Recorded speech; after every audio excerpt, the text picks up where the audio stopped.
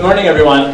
My name is Alex. I'm the organizer of InboundCon, Canada's first inbound marketing conference. It's very much a community event, as quite a few of you have taken part in putting it together. The two sponsors of today's event are Powered by Search, an inbound marketing agency that's based here in Toronto. The marketing manager at Powered by Search. The other sponsor is Abacus Data. They do market research and they're quite brilliant at it. And there are actually a couple of flyers at the very front there if you're interested in learning more about them. Good morning, everybody. Welcome to the Center for Social Innovation. First of all, we are very happy to host this event here today. We're very happy to host you. We do a lot of this. We are a co-working space, a community, a launchpad for people who are interested in trying to change the world. So my name is Basu. I'm the president of Powered by Search. I'm a passionate inbound marketer, have been for the last 8 years. That's about when this movement of inbound marketing really got started. So today I'm going to be talking about transforming marketing. I believe it. I think it's a great profession because I believe that if every day that I work in it, I'm trying to change it. I'm trying to make it better, not just for ourselves, but for our customers and our customers' customers. So that's what really inbound is about. And what I'll be talking about today is how do we make inbound marketing that is more lovable, essentially.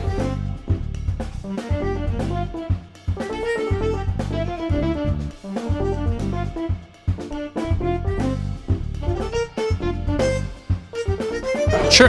My name is Khalid Mokhtarzada, and I'm the CEO and founder of a design agency, creative agency by the name of Pixel Dreams. And we focus on branding, design, and culture. Oh, I love it. I love it. I think it's very valuable. I think that this is the first one this year, so I'm very stoked about that. It was a wonderful opportunity, and I'm looking forward to next year. I'm definitely going to be becoming. I'm expecting it to be much bigger. I mean, for the first year, it's awesome, but I'm looking forward to it becoming mega colossal soon. I think that's why we're here. I mean, inbound marketing is the whole point of inbound marketing is so that you're not badgering people over the head and trying to sell them on things that they probably don't want. So it's important for all organizations to have some type of vision, to have some type of idea of what the future is going to be like, and to rally your troops and rally people, rally your consumers. Right? Wouldn't it be great if your consumers, the people that buy from you, were as hardcore and dedicated and crazy as Apple consumers? Right? So let's go into brand identity. Everybody here has brand identity. Whether you have designed that identity or not, you have a brand. Hi there, my name is Vlad Rascanu. I am in charge of the SEO channel for Expedia in Canada. InboundCon so far has been great. I feel like I connected with a lot of great people so far from different industries, from different companies, small business, large business. I learned a lot of great things as well from people in the user experience industry, PPC, so I learned a lot of great things. And I also had the opportunity to help some people with my SEO recommendations, and that's also very rewarding for me. When you stick strictly to the rules, you're not going to be as far ahead as someone that can bend the rules a little bit and do something more creative. It's very witty and it's funny and it connected with their core audience. And it's something as simple as just understanding your audience. You know, you don't want to be creating content just to create content. I mean, there is some benefit to doing that, but in terms of growing your business, you really want to understand the people that are connecting with your business, and you want to create content that meets their needs and that will turn them into a customer. So. All I'd add to that is just if you're looking at a company, someone that's going to work with you, treat them like you would an employee, hire them that way, get them somewhere, talk to them. And one of the easiest ways I go about doing this is they give me a company that they've worked with and I contact the company. get some reference, find out what other people think about them, and just make sure that you're about to get in bed with the right people.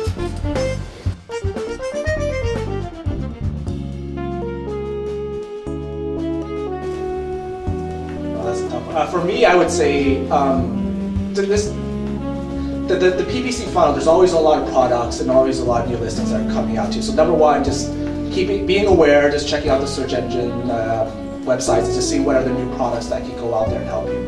But also at the same time too, before you go out there and implement it from, let's say, from a week-to-week basis, just understanding, again, not losing sight of the end goal, why you've created that. People are so caught up in this score and that score and this metric, but a lot of times people go out there and they forget what they're doing and they've entered into sort of this, I call it the PPC rabbit hole, and they're just optimizing for the sake of optimizing or doing something for the sake of doing something. So I would say, even at the end of the week, just ask yourself, are my campaigns doing what I set out to do initially? Is this campaign helping out my business? So every single Friday, I track the past week and I compare just, the costs and the revenue, just the overall general numbers to make sure that everything is headed in the correct direction. Scaling back and obviously looking at the metrics that my panel and folks here are talking about as well, but keeping everything tracked on a weekly basis and making sure you are working with, a client or an agency, that you're both reviewing that every single week, even if it's a quick glance over. I know with this from working with a bunch of small clients is that one thing you definitely want to do every week is look at which search terms your paid ads are getting matched to, because when you do have broad match keywords in your account, say like nightstand, when I was working with a furniture shop, we found that we were paying a lot for clicks on one nightstand, which we definitely were selling, and it wasn't much use to anyone at all, and it was costing us money. So it's definitely a good idea to review and see which terms you're being matched against, and making sure you add those as negatives so that you aren't wasting your money.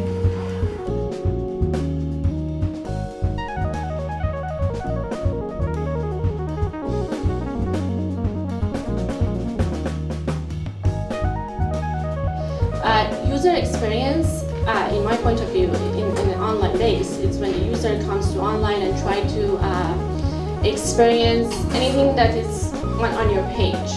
So, from clicking on a button,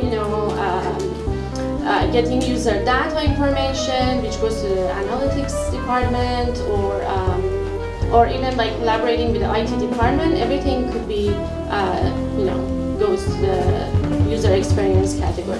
So, I worked at a small startup, and they used this application to see where people were clicking,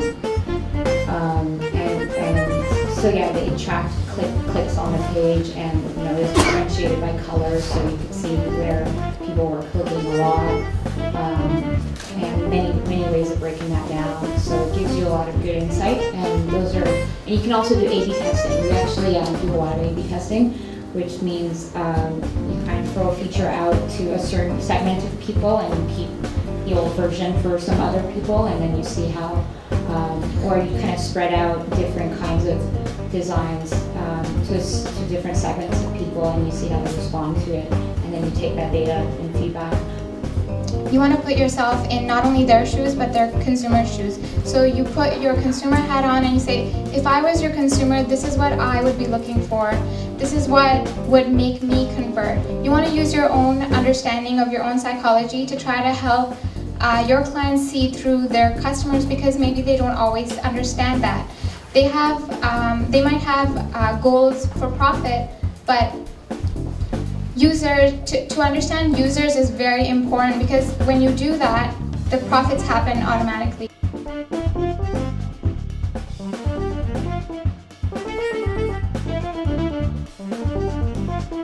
Always question what you're doing, always question what you're producing, always question if what you're measuring actually makes sense. So what I'm basically going to be saying today is, before these guys talk about social media marketing and generating leads and nurturing leads, I'm going to say, think about what you're doing. When you go back to your business, whatever it is, whether it's just you and another guy, whether it's you and 500 other people, be that person that goes back and says, are we doing this the best way that we can? Less than one. Yeah, so less than 1% of our revenue has come from Facebook, and less than 1% of our revenue has come from Twitter. Because so many people go to Google, they search for mortgage rates, 71% of our revenue comes from Google through paid and organic. But Facebook and Twitter is something we still focus on. And so I took a step back and asked, why do we still think it's important and what are we getting? So for us, it's an amazing tool to build relationships at RateHub. And this has come to fruition in a couple of ways. Probably first and foremost, it has introduced us to incredible journalists in our field.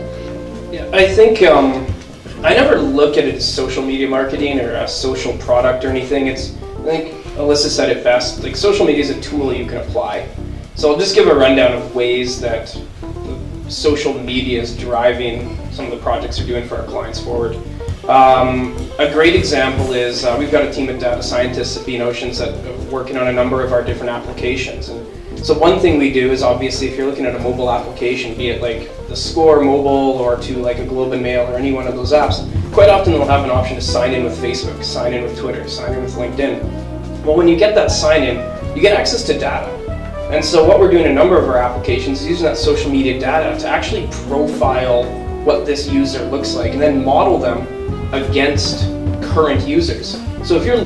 How can we use social media to reduce operational costs rather than just simply talking about the brand? That happens organically. And we have measures for brand awareness and things like that. But how can we reduce operational costs by having an engaged community that can answer questions that would normally be called into our call center? And so that's where they spend their time focusing. Right on, thank you. And in my world, social media success is defined as contributing to the attraction and the retention of students at various institutions. And I guess just by a show of hands, how many people over here in the audience physically visited their campus before they did their undergrad or their graduate programs? Not a lot of you, actually. I'm actually quite surprised, which is fascinating for me as a marketer in this space, because you're making a huge investment in terms of time and money. 4 years, and in some cases $50,000+ to be at a place that you haven't physically visited before you made the decision to actually go there. And so what we do through Splash Effect and with our various clients is we try and amplify the positive stories that are happening within an institution, and at the same time foster a sense of community. As Alyssa said, build relationships between students and the organization, between students and opportunities and events, because we know through industry research that a student that feels connected to their institution, to each other, they're 30% more likely to complete their undergraduate program. So working with these stats and just fostering a sense of community on campus and amplifying positive stories, and at the end of the day we see an institution have a high ratio of students to seats and ensuring that students actually graduate. That's how we define social success rather. And that's to say nothing of other changes that we've seen in biotechnology, nanotechnology, robotics, and the list goes on and on and on and on. This is the kind of world that we're living in. And what I submit to you today is that this is only the beginning. Because as dramatic as this change has been over the last couple of decades, and we do have 2.5 billion people online, we have so many more to go. Innovation is like Lego. Pieces of Lego on a table. We invent the technologies of tomorrow with the technologies of today. So the more pieces you put on the table to be able to combine new combinations and permutations, the more possible outcomes and new ideas that can come out of that. Hi, my name is Basu. I'm the founder of Powered by Search and a co-organizer of InboundCon. The InboundCon experience so far has been absolutely stellar. We've got a very, very engaged audience, some great speakers, an intimate venue at the Center of Social Innovation at the Annex, and we've had some good food, a lot of great conversations, a lot of great questions. So I can't wait to see what the feedback on the event is like. We're having a lot of activity on Twitter as well, and really learning as we go in terms of how we're taking panel discussions and evolving them, getting our audience involved, getting our panelists involved, and I can't wait for the after party as well. Cheers.